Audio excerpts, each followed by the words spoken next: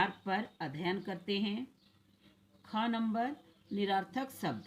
जिन शब्दों का कोई निश्चित अर्थ नहीं होता, जैसे पा, ला, घा, लेकिन कभी कभी निरर्थक ध्वनि समूह भी किसी शब्द के साथ सार्थक कार्य करते हैं, जैसे मेला, ठेला, खाना, वाना, चाय, वाय आदि। दूसरा, प्रयोग के आधार पर शब्द के भेद। प्रयोग की दृष्टि से शब्द के 3 भेद हैं। सामान्य शब्द, आम नागरिक द्वारा प्रयोग किए जाने वाले शब्द सामान्य शब्द कहते हैं, जैसे मकान, घर, रोटी, दाल आदि। तकनीकी शब्द, किसी विशेष विषय अथवा व्यवसाय से संबंधित शब्दों को तकनीकी शब्द कहते हैं, जैसे सीमा शुल्क, रेखाचित्र, कहानी आदि। ग, अर्थ तकनीकी शब्द। कुछ शब्द तकनीकी होते हुए भी आम आदमी के जीवन में अधिक प्रचलन के कारण सामान्य लोग द्वारा प्रयोग किए जाते हैं, जैसे चुनाव, नाटक, कानून।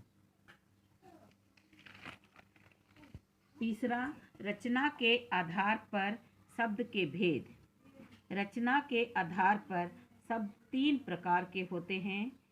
क, रूढ़ शब्द, परंपरा द्वारा यानी प्राचीन काल से जिसे विशेष अर्थ के लिए जो शब्द रूढ़ प्रयोग किए जाते हैं उसे रूढ़ कहते हैं, जिन्हें खंडित करने पर उनसे कोई अर्थ नहीं निकलता है, जैसे आदमी, कमल आदि। इनको यदि हम खंडित करेंगे तो का, मा, ला, तो इसका कुछ भी अर्थ नहीं निकलता है।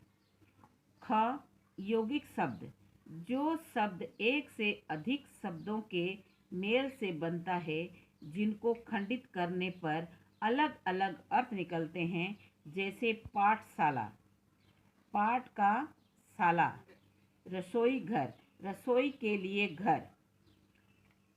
ग, योगरूढ़ शब्द, एक से अधिक शब्दों अथवा शब्दांशों के मेल से बने शब्द किसी विशेष अर्थ के लिए प्रयोग किए जाते हैं, जैसे पंकज, पंक जोड़ ज यानी कीचड़ में जन्म लेने वाला, इसका अर्थ होता है कमल। नीलकंठ, नील जोड़ कंठ, नीला गला, यानी शिव जी के लिए किया जाता है।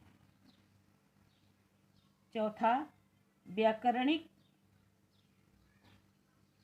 अकार्य के आधार पर शब्द के भेद। व्याकरणिक दृष्टि से शब्द 2 प्रकार के होते हैं। क, विकारी शब्द, जो शब्द लिंग, वचन, कारक, काल के कारण परिवर्तन होते हैं, उन्हें विकारी शब्द कहते हैं, जैसे काला लड़का, वह। विकारी शब्द के 4 भेद हैं। संज्ञा, सर्वनाम, विशेषण, क्रिया।